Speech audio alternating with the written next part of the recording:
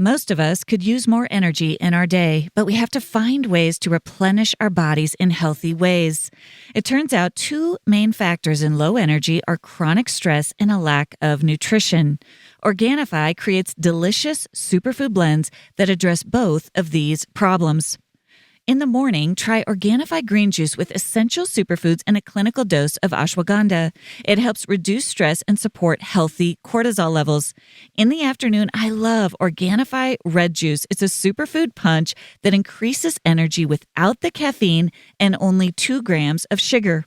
Each Organifi blend is easy to use by simply mixing it with water or your favorite beverage while on the go. And they don't compromise quality for taste. Organifi takes pride in offering the best tasting superfood products on the market at a price that works out to less than $3 a day. You can experience Organifi's high-quality superfoods without breaking the bank. Head over to www.organifi.com/bestofyou and use code bestofyou for 20% off your entire order. That's Organifi, ORGANIFI.com, bestofyou, and use code bestofyou for 20% off.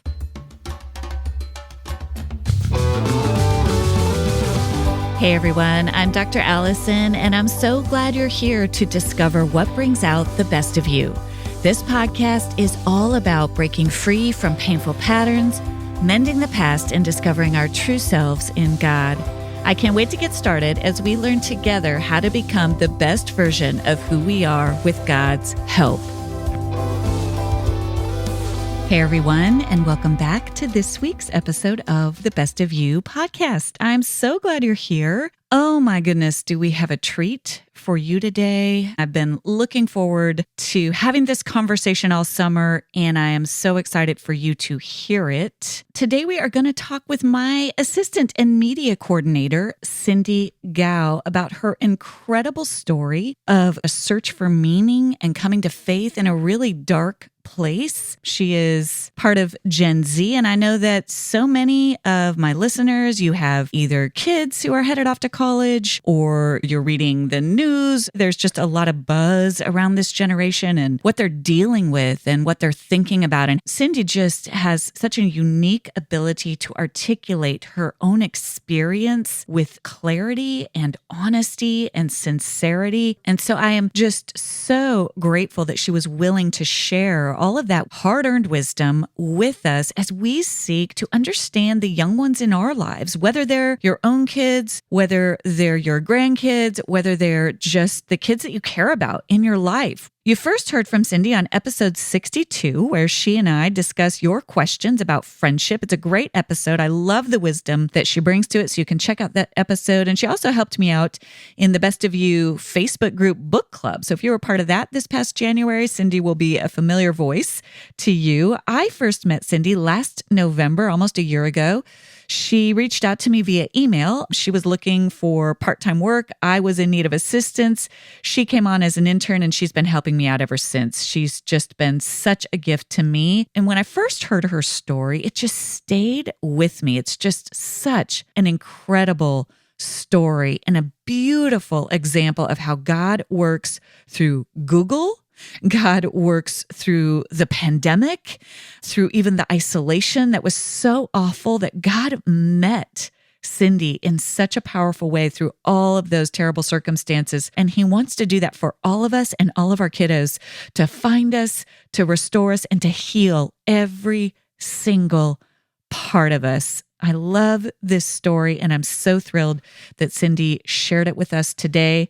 Cindy Gao graduated from Harvard College in 2022 with a major in economics and a minor in psychology. She is starting her master's degree in counseling at Denver Seminary this fall. She was on the Canadian national fencing team for 5 years and was a 6-time national champion fencer. You'll hear a little bit more about that in today's episode. She's just a great woman. I'm thrilled to have gotten the chance to get to know her. There's just so much wisdom here for all of us as we work together to help each other become more whole. I'm so glad that you're here with me today, Cindy. We meet every week, but this week is really special that we get to know more about your story. So thank you so much for being here today. So you reached out to me via email about a year ago, maybe a little less than a year ago, just letting me know that a little bit about your story, your faith journey of coming to faith partway into your career as a student at Harvard. And one of the things that was really important to you on your spiritual journey that we're going to learn more about today was bringing together sort of this mental health piece with the theology and with your faith journey. I'd love to start a little bit backtracking to the beginning. Tell us a little bit about your background. What were you raised to believe about faith, about the nature of reality, about the purpose of life? Set the stage for us about young Cindy who's heading off to college. What's your idea about the world and about faith and things like that? Yeah, so I grew up in a suburb close to Toronto in Canada. I was raised by an immigrant mom, and both my parents are from China. So my mom raised me and my brother on her own, really, while my dad worked in China. He visited a few times a year. But I think from a very young age, I knew how hard it was for my mom to kind of be raising me and my brother. I think also since we were immigrants, I felt a lot of pressure to, assimilate to North American culture in order to belong and feel safe. And I think really for my mom, she believed that this path towards safety was through prestige and success and having other people's approval. Really, ever since I can remember, I think I spent every waking second trying to achieve and perform and be recognized and seek my safety through that sort of stuff, through the high regard that other people would have of me. So yeah, I got pretty much straight A's since kindergarten. I made sure I was always very positive and bubbly, so people would like me socially. And then I was also a really high-level athlete. Starting from 5th grade, I started fencing. And then I started competing on an international circuit from my first year of high school up until my last year of college. So I guess to paint the picture, essentially on the outside, I'm this really confident, bubbly, high-achieving, really decorated scholar, athlete, popular kid. But, what's really going on in my heart is that I'm being driven by really deep fear and insecurity. And I just think about whenever I got my good grades or won a competition or was elected a student body position, I never felt proud of myself, really, or confident in those moments. I felt relief for avoiding the alternative situation that felt really dangerous. Which would have been what? Just not winning.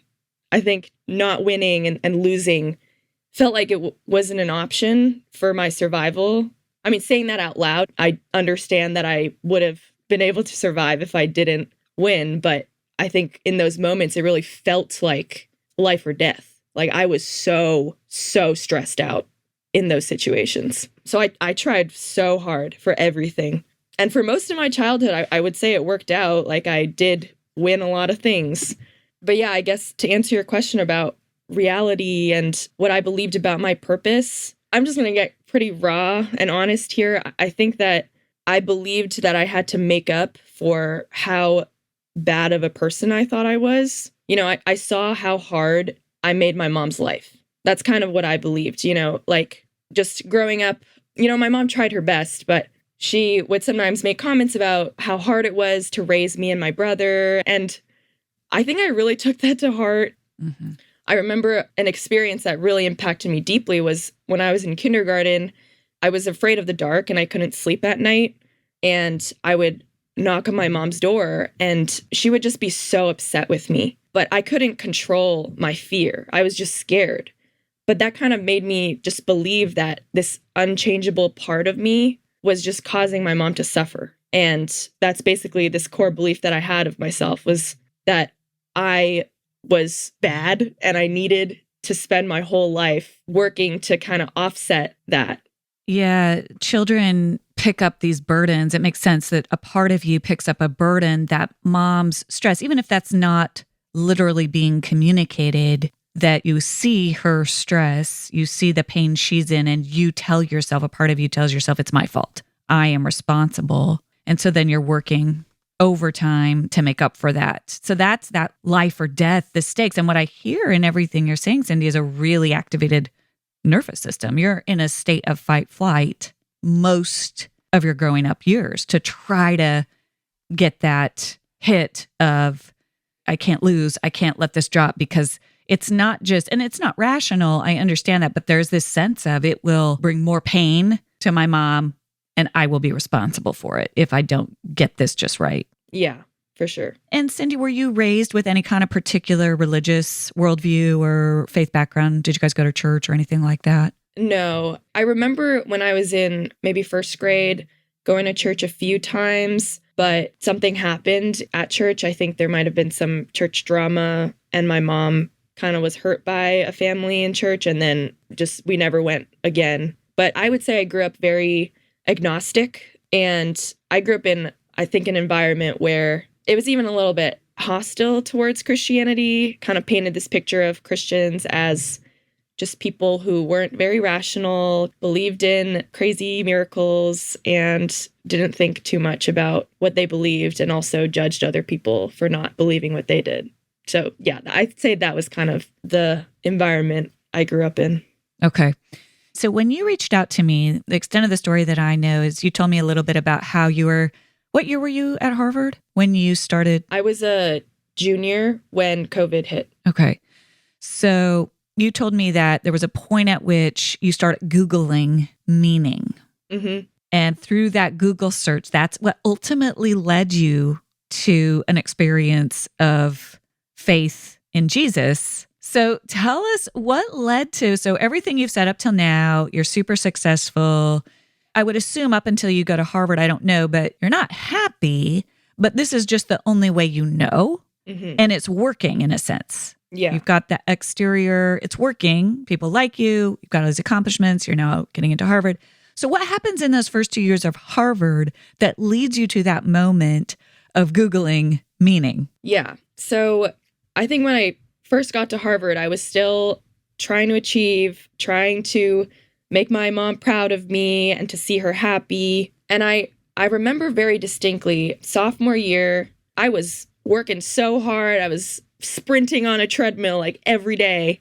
And my mom fell into a deepest depression I've ever seen her in. And I think I just felt so helpless. And I soon followed suit because I knew I was pushing myself to my limit. I couldn't try harder physically than I was, but it still wasn't enough.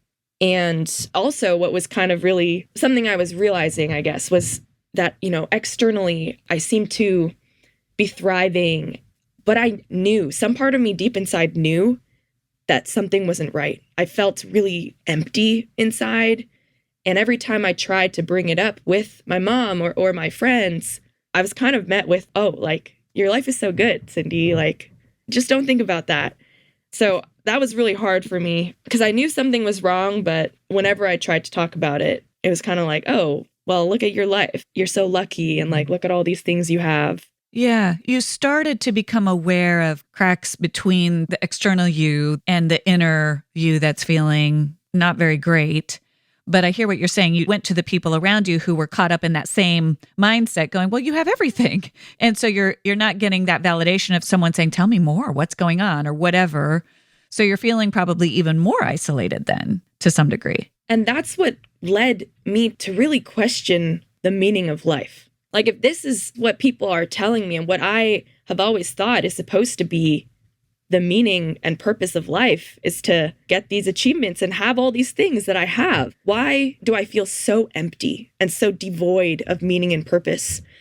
That just stopped me in my tracks. And I fell into a pretty deep depression starting in sophomore year. And then COVID hit my junior year. And I really had to stop living my fast-paced life when COVID hit because everything kind of just shut down and slowed down. And that's when I really started having all this time to be alone with my own thoughts and my own anxiety and, had to face all this internal angst that had been building up for a while. Right. Your old coping tactics of just running, pursuing, achieving, producing were kind of stripped away during that time.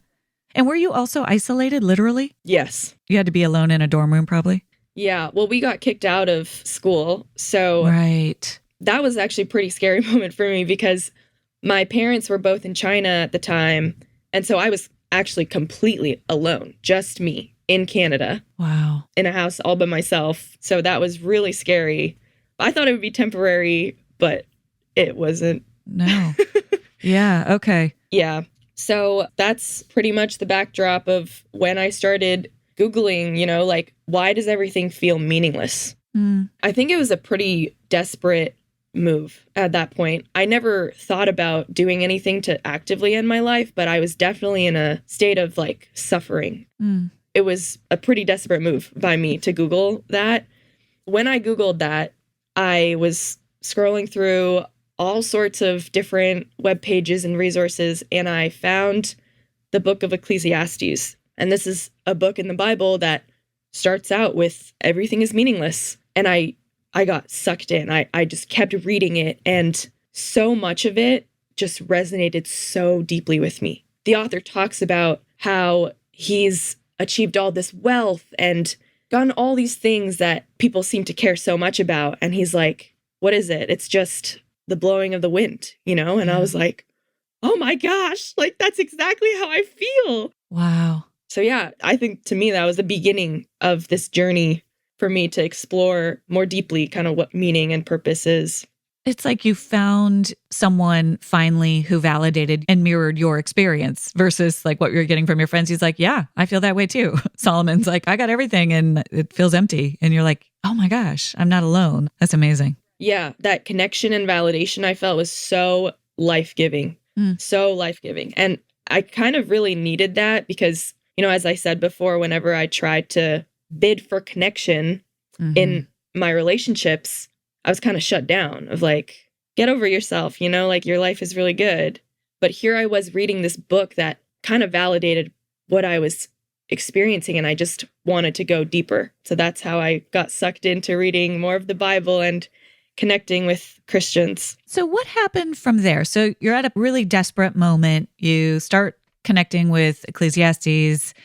You start reading more of the Bible. Where do you go from there? Tell us what happens next. Yeah, so I really wanted to talk to people who read Ecclesiastes, and I wanted to understand how they found meaning and purpose. And everything at this point was shut down. We were still in the pandemic, the initial stages of it.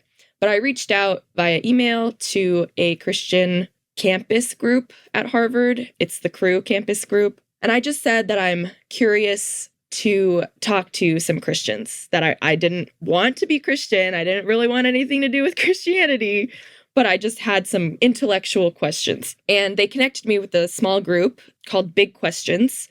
And it was so amazing. I remember meeting every Friday, and I'm so excited every Friday for that 2 hours that we met through Zoom. It was a place where we really explored deep existential questions.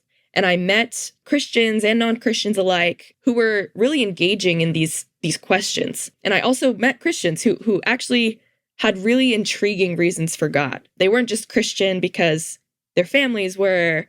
They weren't just saying like, oh, I just believe in this stuff because it's true. They had put a lot of thought into their faith. And there were such rich conversations about the nature of reality and historical evidence for Jesus's resurrection. And I didn't believe all of it right away, but it was so interesting. These conversations, it helped me rethink a lot of the assumptions I had made about Christians from growing up. So during this time, I was also reading the Gospels, Matthew, Mark, Luke, and John, telling the story of Jesus. Basically, Ecclesiastes was what I was really in for, but I then also wanted to read the other parts of the Bible. And, the Bible is centered around Jesus and the Gospels tell his story. So I went there next. And the stories of Jesus just hit me like a train. I think I was just reading about his life and seeing how he acted and how he did not people please. He didn't live for the approval or praise of other people. He went against his own family sometimes to live out who he's meant to be. And I saw that and I was like, it was so inspiring. And I saw in the life of Jesus, what I needed this like strength that I saw in him to be able to do that, I was like, I need that. Like, where is that strength coming from? And, there's other parts of the Gospels where Jesus talks about the Pharisees, and he's kind of criticizing them for judging people who aren't following the rules. And this whole time I thought that Christians were just supposed to be like that. But then when you read the Gospels and you see Jesus criticizing people who are like that, you really have to be like, oh, this isn't what Christianity is about. Christianity is not about judging people and imposing all these rules on people's lives. Like, it's so much more than that. It's so much deeper. And so I would say all of those things kind of just drew me further in. And one last thing I add that was really important for me was that I met safe adult Christians. They were the first people I felt safe sharing all this pent up pain and anxious thoughts. I had never shared those things with anyone before, and I shared with them, and I experienced the healing that happens when you share hard things and there are compassionate people present with you. I experienced that. And, all of those things just changed my life. And I didn't need any more convincing after that. I was like, this is the way to life. There's no other way to life. Like, this is it. It's interesting. It's like your nervous system had that healing, reparative experience of what it feels like to feel seen and soothed and loved and safe. And I hear you saying there's a bunch of different things, but that was one factor for you of kind of when the psalmist says, I've tasted the goodness of God. You experienced it. It was intellectual, but you also experienced, oh, this is what I've been needing, is this kind of acceptance and unconditional love. You probably know Simple Modern as one of the top drinkware providers to Target, Walmart, and Amazon. Their 40-ounce Trek tumbler with handle are all over social media. They're the perfect brand for everything you need for summer. They have all the back-to-school essentials with backpacks, drinkware, lunch bags in all your favorite designs and partners your kids will love, like Disney, Marvel, and more. And maybe the best part is that they give 10% of their profits to nonprofit organizations that are committed to causes like fighting human trafficking and ending homelessness. I love my Lavender Mist Voyager travel mug. It keeps hot things hot and cold things cold. And best of all is it fits perfectly in my cup holder in my car, which is the whole reason I want a travel mug. I hate it when you get those travel mugs and they don't fit in your cup holder. It's amazing. Simple Modern has so many stylish accessories and drinkware for you and for your kids on their website. Go to www.simplemodern.com/bestofyou, and by sharing your email, you'll get a unique discount code just for you, or bundle and save for back to school. This should be your go-to brand for your family.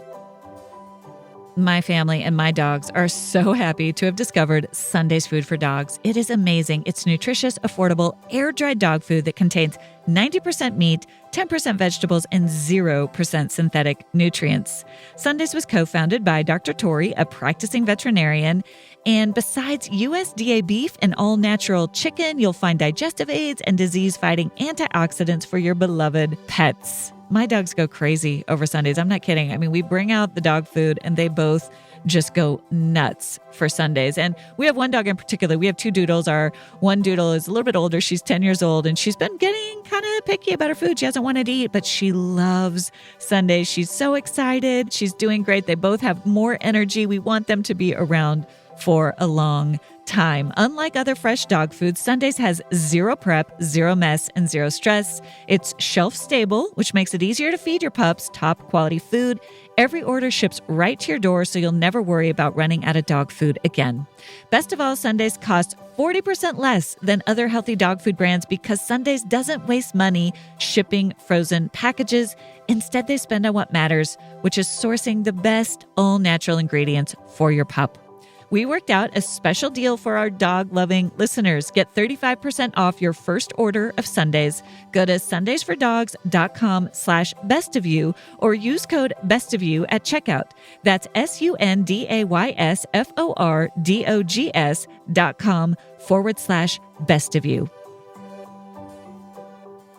I want to ask you, and I think we'll circle back to this because there were some key ingredients that when we circle back to kind of talking about Gen Z and more general issues, because there were some really neat things that I think Christian groups on your campus did right. Right. I'm thinking about that big questions group. I get the sense it wasn't high pressure. There wasn't an agenda. There was a lot of authenticity. People were just allowed to show up with their questions and ask them. Because my sense of you is you would have seen right through a hard sell. Yes. You were looking for connection. That's what brought you in, is genuine interest, not someone trying to proselytize you. Yeah. And I do have to say, I mean, if someone tried to tell me what the gospel was and ask Jesus into my life at that point, I would have run away. I would have been like, nope, I'm out of here. Like, that's not what I'm looking for right now. I just want to have some conversations, and I don't want to feel pressure to not be in the place that I am now. Like, I want people to be with me where I'm at and not to kind of push me in the direction they want me to go. That's right. Yeah, you'd known enough of the pressure system. You needed that, your whole face just lit up when you talked about those Friday evening Zooms, where you could just ask the questions that were actually on your mind and show up as that part of you that had been so buried deeply inside that was really hurting. Mm-hmm.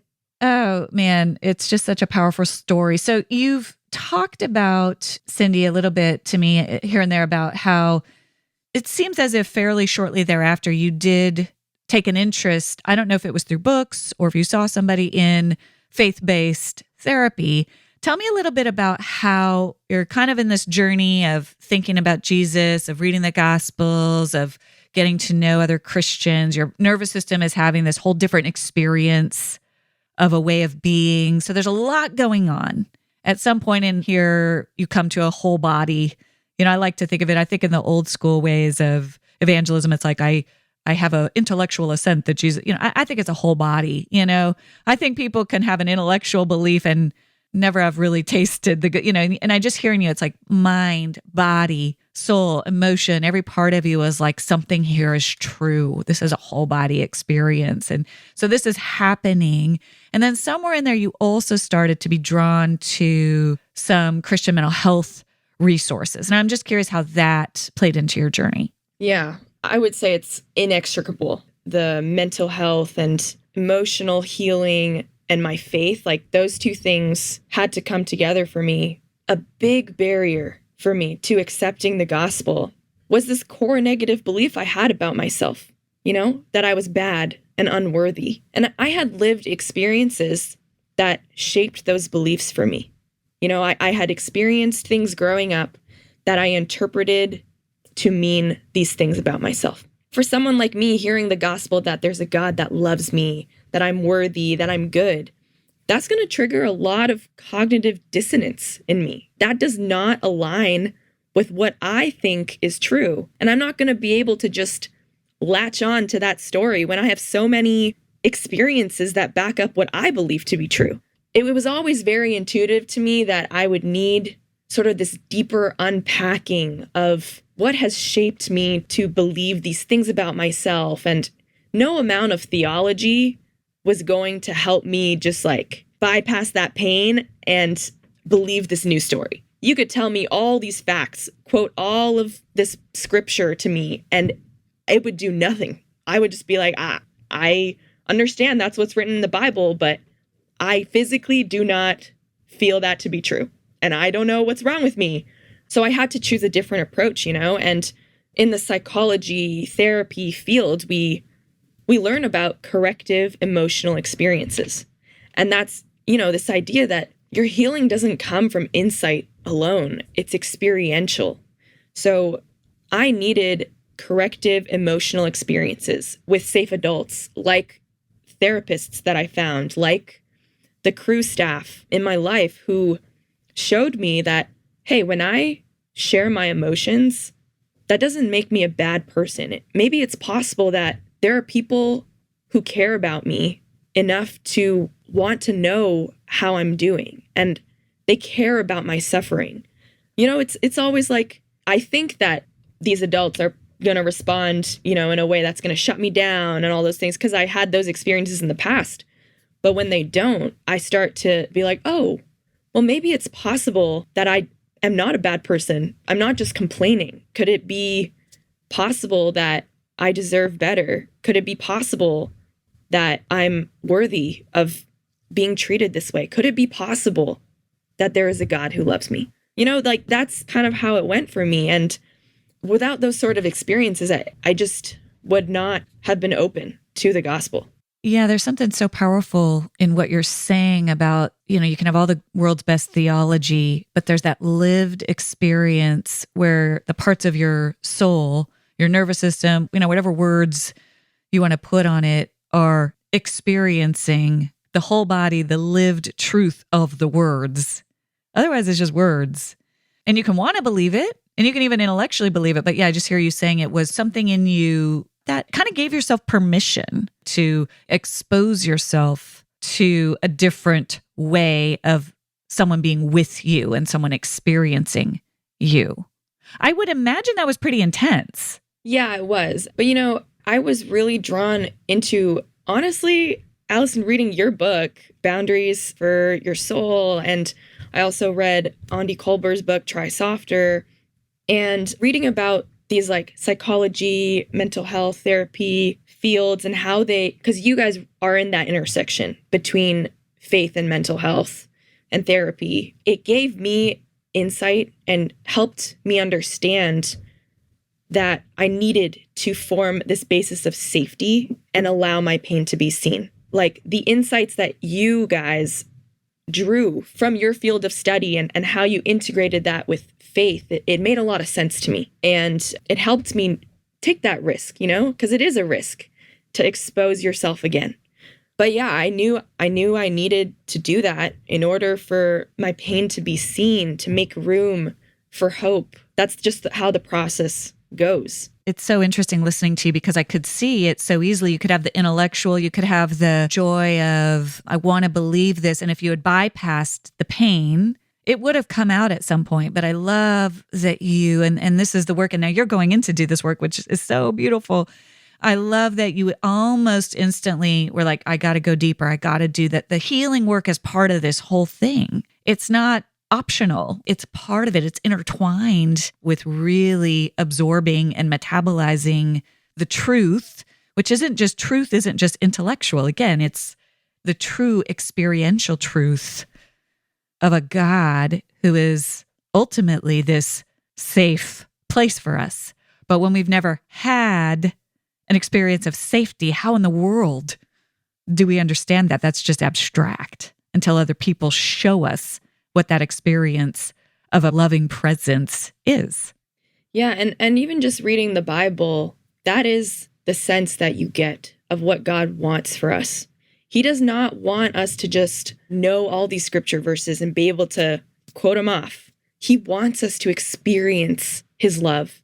He wants us to feel the safety and strength that comes from truly believing that he loves us unconditionally. He loves us so much that he would send his son to die for us. Like what kind of people do we become when we let that truly sink in to our souls?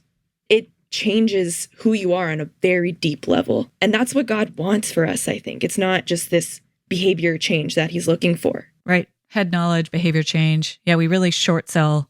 And I want to get to this because I do think what you're saying is, I don't want to ask you to speak for all of Gen Z. That would not be fair.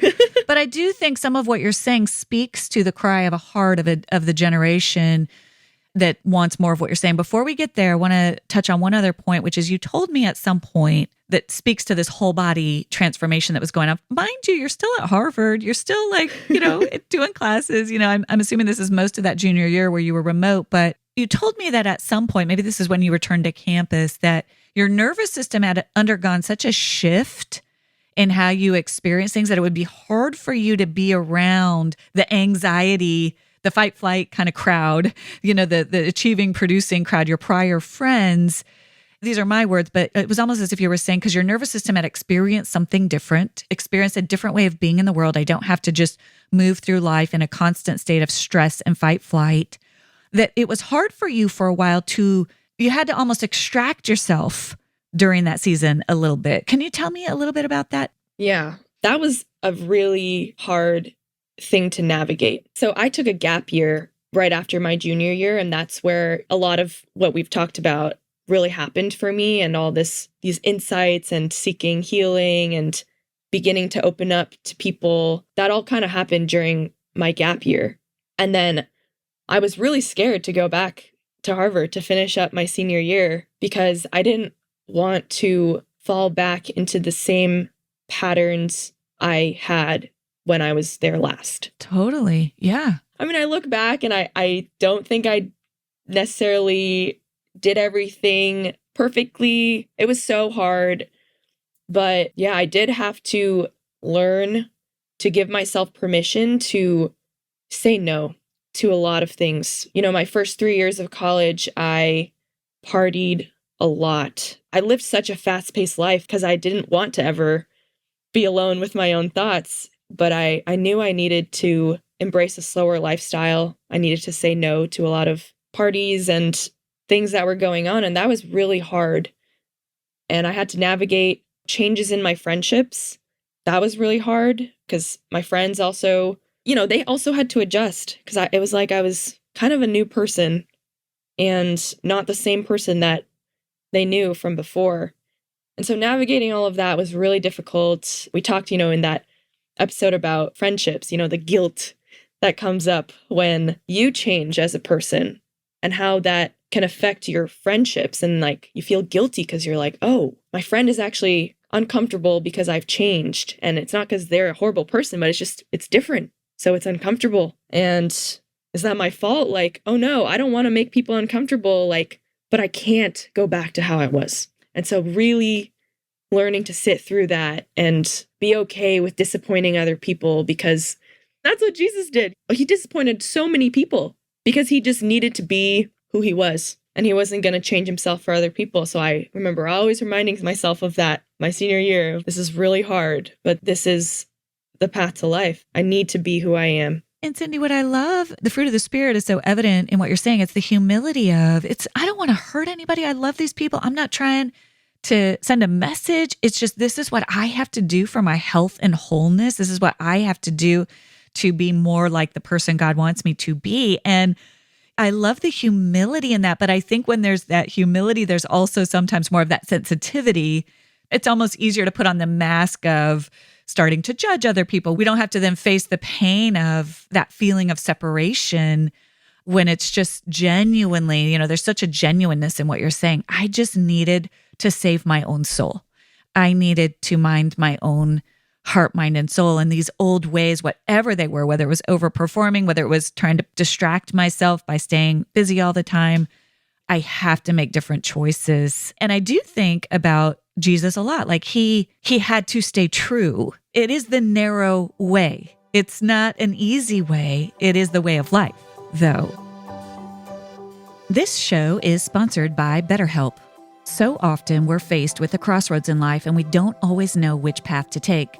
You might be thinking about a career change, or you might be feeling like your relationship needs some extra care. Whatever it is, therapy can help you map out your future and trust yourself to find the way forward. I think it's so helpful for all of us to have a therapist from time to time, especially when you're navigating key changes, seasons of life, whether it's kids leaving home or kids coming back home, aging parents, career choices, relationship challenges. It's so helpful to have someone there to help you think through it and stay clear. If you're thinking of starting therapy, give BetterHelp a try. It's entirely online, designed to be convenient, flexible, and suited to your schedule.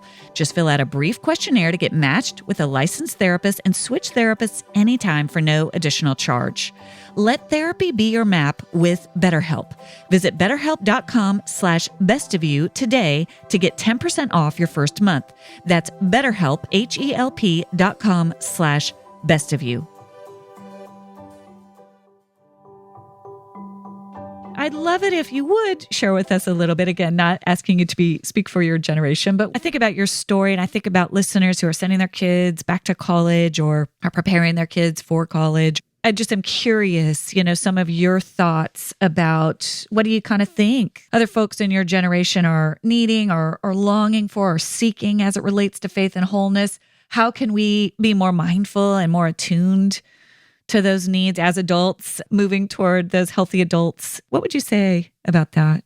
Yeah. So I think mental health is something my generation talks a lot about. A lot of us are struggling with anxiety and depression and, a whole host of things that we're struggling with internally. And I think it's really interesting because Gen Z, we have enjoyed so much progress in terms of all these technological advances, advances in medical care, and we just have access to so much more stuff than ever before.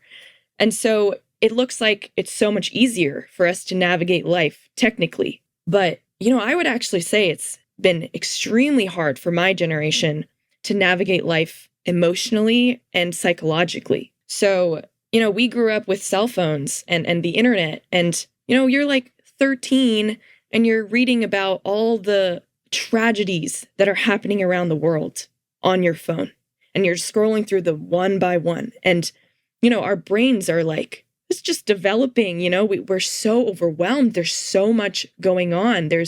We're also exposed to, cyberbullying or all the social pressures that you feel when you're in person at school growing up. We had to feel that also online. You don't get a break from that when you leave school and go home. That's sort of like wanting to belong and wanting to fit in. You can't only care about in person, do I fit in, do I belong? You also have to care about your online, ever-present persona. And so, I think a lot of us just grew up so overwhelmed and like constantly alert and emotionally just like we have access to so much technology, but how do we navigate that? I don't think we necessarily know. Just having opportunities doesn't guarantee that we have the wisdom to navigate those opportunities. So we need people to guide us and lead us to, resilience and emotional intelligence and these sorts of skills that we can't learn just from the internet.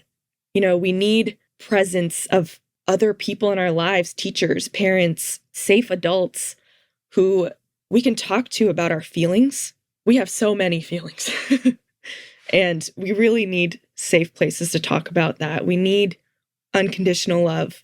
So I think there's not really anything specific that I said there, but it really makes a lot of sense. We had in last week's episode, I talked with Cindy Gao, who is a therapist, and she talks about anxiety. But one of the things she talks about is how it kind of underscores what you're saying, which is it's really on the adults. It's on the parents. We have to be the safe place. We have to figure it out and walk in there with you and hold that calm space with you so that your nervous system has a chance to release some of that cortisol and some of that toxic stress that you're carrying around. We have to do our jobs. If it means we have to get offline, if we have to do what we have to do to regulate so that you have someone to help you find those reparative emotional experiences with. It's really interesting what you're saying. I think it's pretty profound. Yeah. And I would add, I think people in my generation, we're all trying to fit in, to be accepted, to belong, to be cool, maybe. And I think what would be so great for parents to be able to provide to their kids, or just adults to be able to provide to people that they're leading. As adults, you have all sorts of fears and desires for these kids, in your lives. But the big blessing for those kids would be, in the situation that the kid ends up doing something that you didn't want them to do, or they didn't do something that you wanted them to do. Do you think you can still be that safe person for them to talk to about it, to walk with them through that? Because I think as kids, we are sometimes maybe even pushing those buttons like, hey, is there a point where we will no longer be accepted by you, where we will have to hide from you? And we kind of want to push that sometimes. And, I think about how having that safe experience with an adult, it's like a lived experience of what God's love is for us. Because, God has high standards for his children, and those standards don't change if the children don't want to fulfill those standards. But God continues to pursue our hearts and continues to be our refuge and our sanctuary when we fall short and when we do the things that break his heart. That's a very lofty thing to ask of parents, but it will give your kid a lived experience of God's love. And that will change your kid's life. Yeah, that's a good word. Preach that. It reminds me what you're saying. Kurt Thompson says we are something along the lines of we're all born into the world looking to be found. Mm. And when you're describing whatever the kid is doing, even if it's to push you away, they're trying to be found. So I love that. Cindy, you're so articulate. I so appreciate your perspective and your sharing your perspective. And I find myself as I listen to your story thinking when you paint that picture of being all alone during the pandemic and facing, the existential realities, I just think of how many kids are probably feeling that. And I just so appreciate your sharing it with us. What would you want your younger self to know? I don't know, maybe back to 13. What age feels good to you? Maybe like 4. 4, yeah. What would you want your 4-year-old self to know that you know now? I mean, this is interesting. I think I'm still currently pretty deep in the process of kind of grieving my younger self. And just when I think about some of the ways that I, interpreted the world and messages about myself, it just brings tears to my eyes. And I feel my body tense up as I remember how unsafe I felt and how deeply troubled I was always feeling. And my heart just breaks for her. But I think my younger self can sense that, like she knows that I feel that way about her. And that's really healing. So yeah, I guess I wish that she would know that she's a gift and that she's not a burden. I wish that she would know that she's good. But yeah, I mean, I don't even know if current Cindy is fully there yet. So I guess that's also my wish for my current self. Yeah, I love what you're saying. There's a paradox of grief, of sort of having to revisit, and the pacing of it too, the pacing of revisiting and knowing that we have a whole lifetime really to do the work of reparenting those younger parts of us and helping them to understand what we know. But I love that you're getting little glimpses and that she's getting little glimpses from you and from other people around you. So it's beautiful all the work you're doing to give her what she deserves, which is just that. I think one of the things I love about IFS work is when we invite these young parts of us to unburden, they almost always want to dance and play. It's always like some really light, and I just think about that for you. When I think about your little 4-year-old girl, that's when I'm like, because I picture this hardworking and I'm like, oh man, I just hope she gets to have a ball. And what is bringing out the best of you right now? Yeah, what you mentioned of allowing that younger part of myself to play and be silly. I have spent the past 2 months this summer in a really small town in Illinois. It's called Dietrich. It's where my husband and his family lives. There's 800 people in the whole town, and it's been really good for me. I think, just from my story of just always chasing prestige and feeling a lot of pressure to always get the best job or like the most prestigious whatever it is, in this town, I feel none of that. So much easier for me to give myself permission to do less here, to slow things down, to just have fun and to relax. And that's been so good to me. Every time we would get on the Zoom to talk this summer, you'd be like, I was at a carnival, or I was at a parade, or I was at a fair. You were just, and it really, in the context of this conversation, there was a sort of wonder about you, just like that childlike wonder, like, oh, we went to a fair. And it was just so cool to see you just kind of enjoying this whole new, that's cool. I love it. Well, I cannot wait to hear more from you as you enter into this new chapter of your journey at my alma mater. At Denver Seminary, where you're going to be studying counseling. But one thing I love about you, Cindy, is you are very clear about not putting that pressure back on yourself. You're doing it because you love it. You're doing it because you want to learn, you want to grow, and you're really good about, just being very clear about your intentions. And so I cannot wait. I'm so excited to vicariously hear what you're learning about and what's bringing you life as you go through this journey. But thank you so much for just sharing your wisdom with us. You're just a gem and just such a gift. You've been such a gift to me. I'm just so grateful for you and grateful for you sharing this wisdom with us today. Thank you for joining me for this week's episode of The Best of You. It would mean so much if you take a moment to subscribe. You can go to Apple, Spotify, Amazon Music, or wherever you listen to podcasts and click the plus or follow button. That will ensure you don't miss an episode and it helps get the word out to others. While you're there, I'd love it if you leave your 5-star review. I look forward to seeing you back here next Thursday. And remember, as you become the best of who you are, you honor God, you heal others, and you stay true to your God-given self.